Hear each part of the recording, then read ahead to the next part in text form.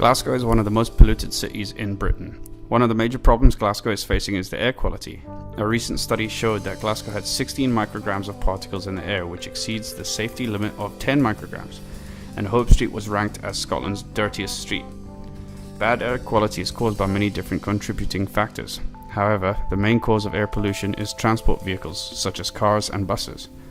I spoke to Andy Moat, the Principal Officer for the Carbon Management Team at Glasgow City Council, to get his views on the subject. It's down to transport and traffic, which is exacerbated by the canyoning effects of buildings. So it's partly relating to, in these particular areas, it's partly related to the geography of the city, the geographic nature of the city, and also how particular areas and streets in particular are used. It has to be said by buses for the most part.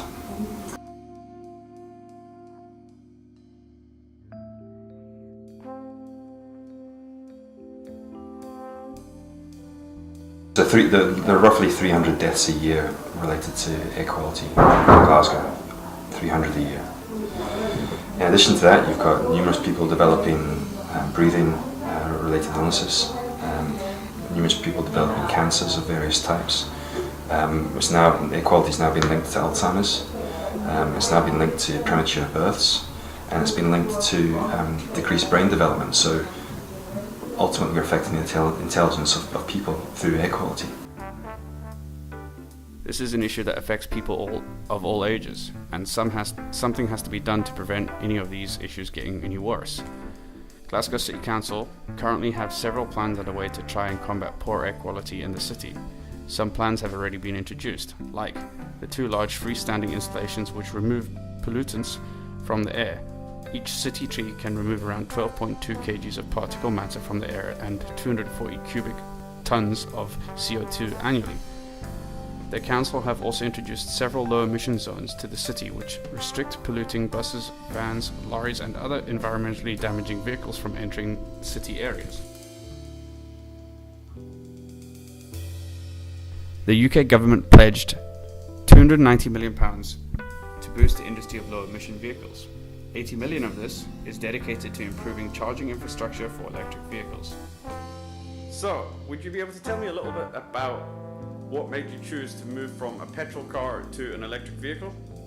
Of course, one of the reasons was the price. The price of travelling, for instance, over the last couple of years has been very, very low. I don't know if you're interested in how much it costs, but you're never interested. No, it cost over the last 2 years about £800 for 30,000 miles, and the equivalent for a petrol car would be close to 20,000. Another one of the reasons is that you could get a grant of, I think it was up to £5,000, which you don't have to pay back. That goes entirely to pay for the car, so that was a big reason to go for that. One of the other reasons, I suppose, was the fact that Glasgow now has the infrastructure for it. It's not too great, but you can certainly find major points in Glasgow to charge the car, and the charge is in close to 2 or 3 hours, so it's not a big problem. And I suppose one of the other reasons is just that it sort of clears your conscience a little bit. That's true, it really does, knowing that you're not doing too much in the way of damage to the people around you, and I suppose the environment. So yeah, that's one of the reasons. I think, I can't remember the range, but there's normally a charging point every mile or so in the city centre, so you can always find a spot to charge. The trouble is that when you're charging the car, I think in the last year or so you can charge for over 2 hours, and the other trouble is that when you're charging the car you have to pay for the parking you're charging in, so that can be a bit of a trouble, but it's not too bad, you're still saving a lot. Other than that, it's a little bit difficult to travel outside the city, particularly when I'm doing longer commutes. especially along the west coast, it's very, very difficult to find a charging point. And even if you do, it's very possible that it's taken. So you're left in a bit of a conundrum.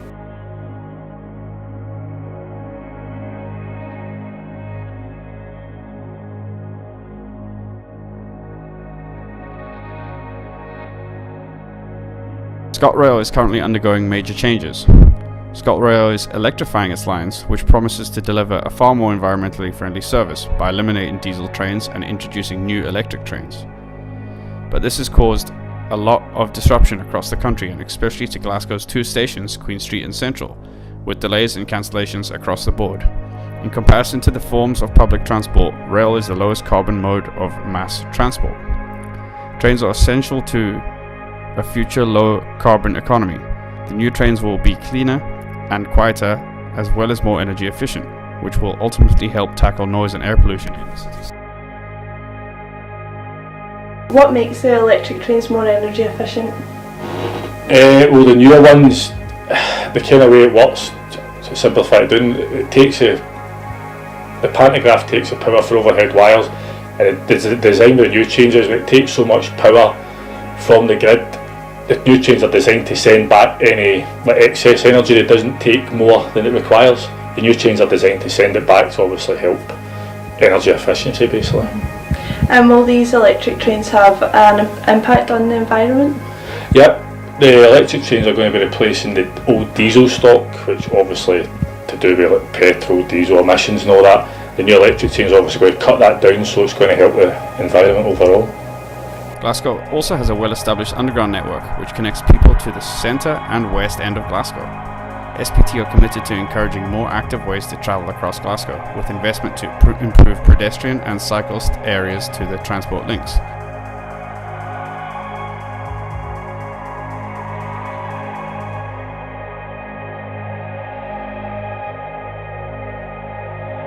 Buses are also doing their best part to help the environment.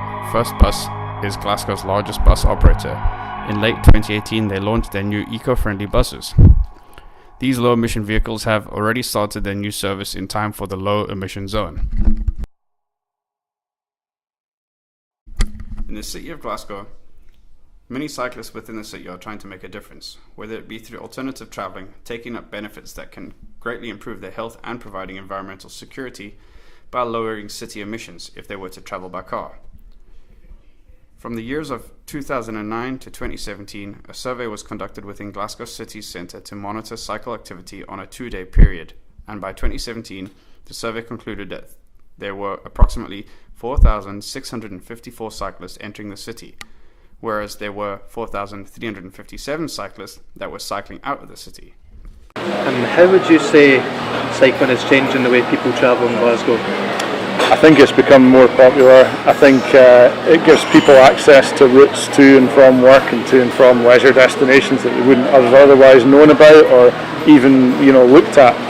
The canals were all redone in like 2000, and since then there's great routes up and down the Forth and Clyde Canal. They're constantly maintained and resurfaced by Sustrans. I mean, for example, from here you can cross the street and you can get to the canal pretty easily within maybe less than a quarter of a mile, and from there you can go all the way to Balloch or the Falkirk Wheel, and very little of that will be on a main road. I think there's a little bit through Dumbarton and that's it. So I think if people are aware of these things, then it opens up a huge possibility for them in terms of travel and transport and getting out there. And how would you say how has cycling personally impacted your life? Well, I started back up with cycling about 2009, something like that, and bought a really cheap second-hand bike, started cycling everywhere and started to really enjoy it, just got bitten by the bug. Now, obviously, I work with bikes and I cycle around 20 miles a day, so it's 10 miles each way for my commute, and it's great. It's a really good way to get in and out of work. It gives you a chance to clear your head on the way to work and on the way home, so you're sort of fairly well relaxed and in good frame of mind. It's good for your mental health. In terms of the environment and cycling within the city, would you say that Glasgow's council is doing enough to impact climate change? No. I'd say, given that Sustrans are the people that manage the canals and stuff like that, I'd say they're doing more of a better job. You know, Cycling Scotland as well. Maybe, you know, they're doing, you know, their part.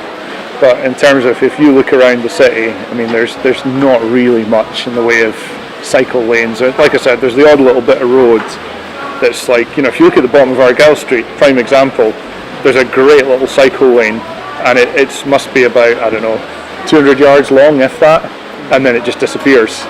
And when you go across under the bridge, Central Station, there's nothing on the other side of it. So, I mean, you know, it's what are you supposed to think with that? You know, it's if that continued all the way through the city, it would be brilliant, and there'd be a lot more people using it. But I think the main thing that puts people off cycling in the city is that, you know, there's not any cohesive or decent routes like that. You know, there is plenty of cycle path. Most of it is sustrans though, so I think they could do a lot more. And also in terms of what I was saying before about people's awareness and their skill sets for cycling and signalling and things like that, that could be done, and that wouldn't take a lot of effort or cost a lot of money to address that.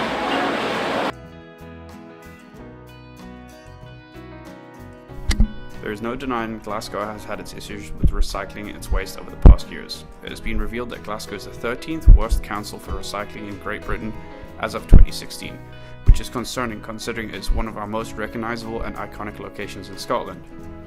It is said that Scotland is falling behind drastically with recycling programs compared to the rest of the UK. According to the Department of Environment, Food and Rural Affairs, in 2016, Scotland recycled 42.8% of household waste. This compared to 43% in Northern Ireland, 44.9% in England, and 57.3% in Wales. Environmental groups are raising a cause for concern that our country could potentially fail to meet its target to recycle half of all of its household waste by the year 2020. So what is it we are doing about making the city an eco-friendlier place? It's said that 8.5 billion straws are thrown away every year in the UK. Many discarded straws have been found in oceans, which affect marine life. As an alternative, pubs and restaurants are taking up the habit of using paper instead of plastic straws. In Glasgow, galvanised general waste bins located in the back of tenement buildings are to be replaced with more eco-friendly wheeled bins. Additional blue wheelie bins will be provided for recycling paper, cardboard, plastics, and cans for an eco-friendlier result. The plan is currently underway and is to completely take effect by April 2019. The council provides a 24-hour street cleaning service where they continue to pick up litter all around Glasgow to keep the city streets clean. This service has helped maintain just over 35,000 kilometres of the city's streets, removing 11,500 tonnes of litter and cleansing the River Clyde. Closer to home, the City of Glasgow College Students' Association had a campaign for Strathmore water bottle collection, where they needed to collect 1,500 water bottles and recycle them so that they could build a greenhouse for the 4th floor supported learning students. Robert Scullion, a student engagement officer with the association, had more to say on it. The project actually was identified from the students through my voice. Students had spoke several times about the mess of the campus and about the bins not being used properly and stuff, so we came up with an idea that we would ask students to make them aware of the bins that were to be used. We'd ask them to help us do a campaign to also stop single-use plastic being used on the campus. So we raised awareness around about that issue, and then we came up with the idea that we would collect the water bottles and use them to build a greenhouse. And then through that, also what happened was we worked closely with the Estates Department, so with College Estates, and they agreed that they would pay for 4,000 water bottles to be bought that students could use as a keep bottle rather than buying a plastic bottle that could only use once. So that's why the initiative took place. We're probably sitting roughly about, I would say, about 1,700. Yeah, it's been really good. Students have been fantastic, staff have been amazing. Everybody's embraced the sort of challenge as well, and as you'll see behind us, the bins, there's still bottles coming in just now, so we are hoping to start the build this week. We're still waiting on the way the bottles will be connected. They'll be connected through a bamboo pole, So all the other timber's been bought, all the other galvanised materials and stuff's been bought for it to be built.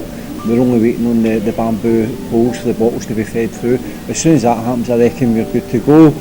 So what NQ Construction students will be building the greenhouse, which will then be placed on the 4th floor in City, and then that will become a learning environment space for our supported learning students who will use it to plant vegetables and things that they'll use in their cooking classes throughout the year.